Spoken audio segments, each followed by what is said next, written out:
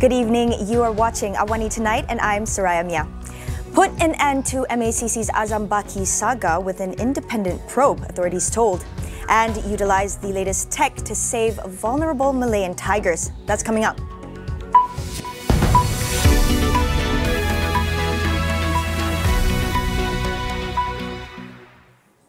The Malaysian Anti-Corruption Commission today detained a man in Kota Kinabalu for soliciting bribes of over 2,000 ringgit from the public for the purpose of getting the COVID-19 vaccination digital certificate in MySejahtera. The 31-year-old man was believed to have given part of the bribe money to volunteers at a vaccination center in October last year as a reward for registering names of unvaccinated individuals to get the digital certificate. Sabah MACC Director Dato' S. Karunanithy, when contacted, confirmed the detention, saying that further investigations would be done.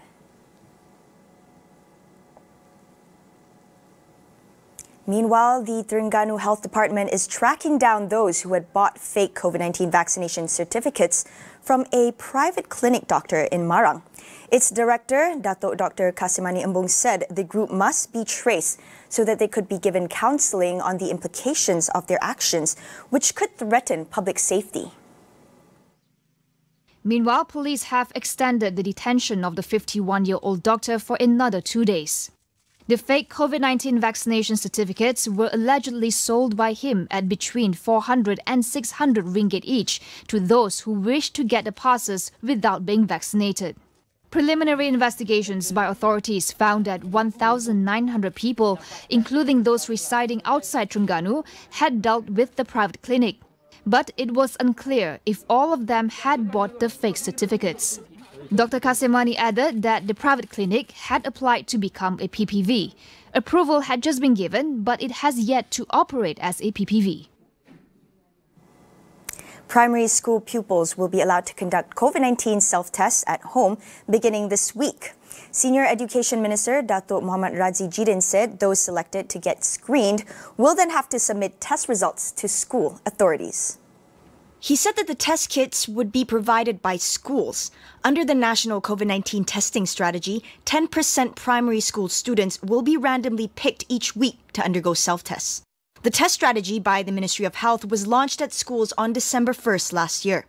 Razi reminded parents to ensure self-tests were conducted properly and in accordance with SOPs set by his ministry to ensure safety in school sessions. In other news, Anti-Corruption Advisory Board LPPR Chairman Tan Sri Abu Zahar Ujang lamented media agencies claiming published reports of not giving the full picture of his January 5th press conference. He alleged that the controversy surrounding the Malaysian Anti-Corruption Commission Chief Tan Sri Azam Baki was not properly related to the public, exposing him to criticism. Abu Zahar said that the 13-page statement was not fully reported by some media, contributing to misconceptions among the public. He added that more issues other than those relating to allegations of misconduct against Azam Baki, which the board had given its views and opinions on, but were not reported by the media. He then said he will leave it up to the government and the Yang di-Pertuan Agong to determine his position as chairman of LPPR. The controversial share ownership involving MACC Chief Commissioner Azam Baki has raised a lot of eyebrows. How much does this impact the public trust towards the anti-graft agency? We ask Transparency International's Dr. Muhammad Mohan.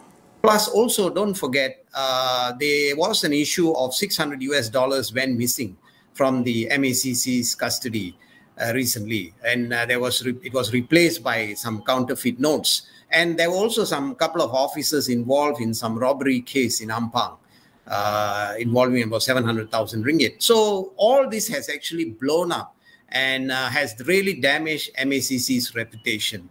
Therefore, any investigation done by MACC on its own personnel will not be accepted by the general public. So it's going to be a major image issue and public perception issue.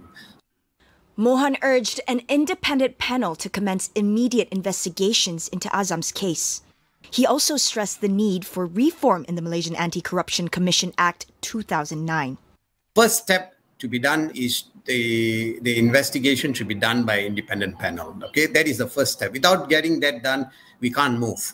That is the first step. The second step is once this investigation is done, this report should be given to the Parliamentary Select Committee for Agencies, which comes under the Prime Minister's Department. And they should report this in Parliament and make it transparent. That means the public will know the outcome of these findings and what are the next steps to be done. Now, the other thing is the MACC Act itself may require amendments. And you see, at the moment, the MACC is a commission under the Act. Civil societies, we have already recommended that the MACC should be elevated to be a commission under the Constitution, which means that the MACC reports to the Parliament. Parliament means to this Parliamentary Select Committee.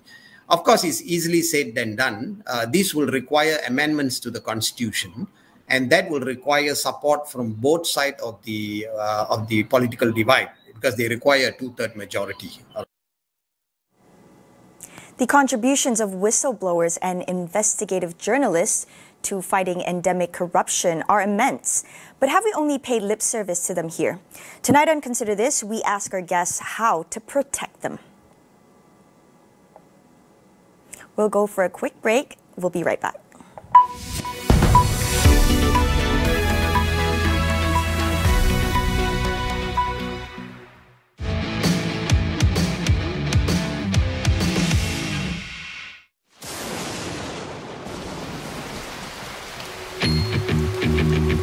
Inilah masanya untuk anda miliki kereta di Kasem. Pilih je daripada lebih 1,000 pilihan kereta yang telah lulus 175 titik pemeriksaan terperinci kami.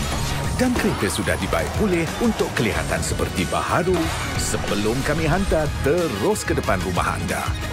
Kasem je lah sekarang. Kasem. Beep, beep. Pure Swiss Hydrocalm Serum meningkatkan kelembapan kulit. Kulit menjadi lembap dan gebu sepanjang hari.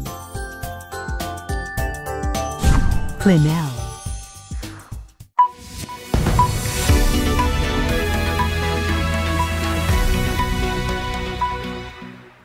Welcome back. The Malayan tiger is on the verge of extinction unless extraordinary measures are taken for its immediate conservation. In fact, the Dewan Rakyat was told last November that the tiger could become extinct in as little as 5 years to a decade. University Putra Malaysia's Dr. Wanur Fitri says it is time to act fast and use latest advancements to preserve the species for future generations. Since we are dealing with a very critical number of tigers, it is also wise to be thinking about assisted reproductive technology or cryopreservation of gametes, which is the female animal's eggs, and for the males is the sperm, because it's actually like this cryopreservation technique will allow you to preserve whatever cells of the animals. Let's say now we're dealing with 200 population of tigers, right? If in the future the numbers decline even further, what we would like to have in our bank, in our frozen bank, is that there are some gametes of these individuals that may have been lost, but if we manage to cryopreserve them, we can still use this DNA sources, these gametes, in order for us to bring back the genetic biodiversity of the species, because it is very, very important for us to have diverse genetic pool in tiger. Otherwise, we're dealing with very cryptic or limited genetics for us to sustain the population. He said assisted reproductive technology, ART, is best paired with cloning techniques. This is to ensure diversity in genetic makeups, which enhances chances of successful breeding. This is where the technique is actually coupled with cryopreservation of gametes, assisted reproductive technologies, because what we're seeing now is even with natural mating, the tiger is breeding at a slower pace than we would like. So it's not as fast as we would like it to see. So ART comes into handy, very important in terms of pairing some tigers that are not compatible. Now that research and technology to increase tiger population is set in stone, all we need right now is enough funding. If we were to talk about cost, I would imagine we probably need to spend a few more millions in order for us to actually launch the stem cell and cloning project. Otherwise, without appropriate fundings or without the desired fundings, this would be very, very challenging indeed. And as you rightly pointed out,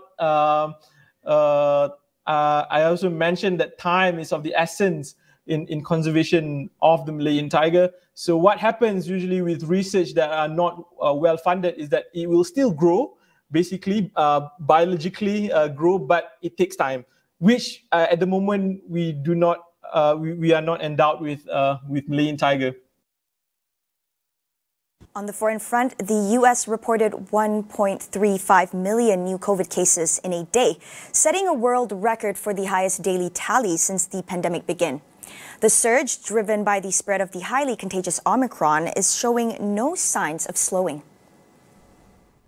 The previous record set was 1.03 million new cases on January 3rd. Meanwhile, over 136,000 hospitalizations were reported on the same day on Monday. The 7-day average for new cases tripled in 2 weeks to over 700,000 new daily cases, while deaths are averaging about 1,700 per day. Experts warn that while Omicron is potentially less severe, the sheer number of cases are straining hospitals. Indonesian President Joko Widodo announced that COVID-19 booster shots will be administered free of charge for all, just a day before the rollout begins. The government had earlier wanted to make a majority of the 270 million population to pay for boosters out of their own pockets, a decision that fueled controversy. Primary COVID-19 vaccine shots are fully subsidized by the government, but officials previously said that booster shots would only be free for elderly citizens and those without the means to pay. Health experts had criticized the proposal, saying that a price tag on the booster will add to vaccine hesitancy.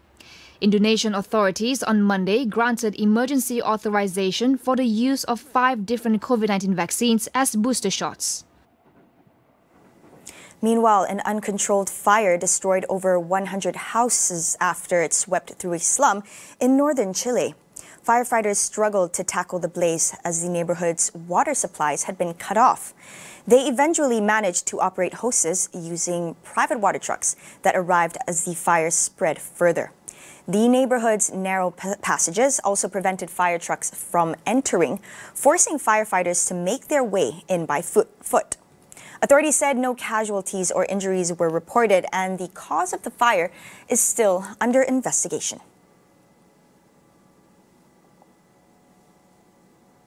The Australian Border Force is investigating whether Novak Djokovic has made false travel claims.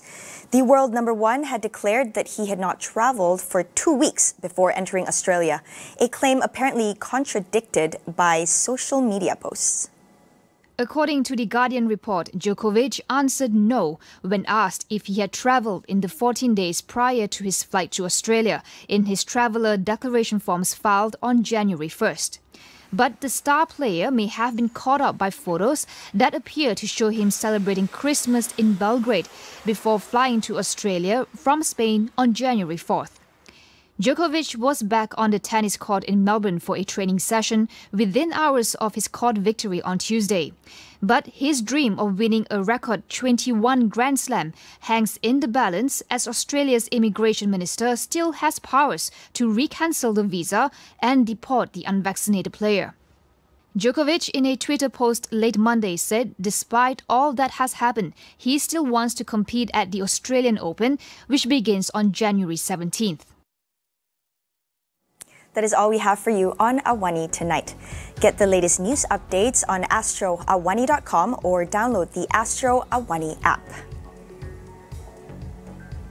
I'm Saraya Mia. Thank you for watching and good night.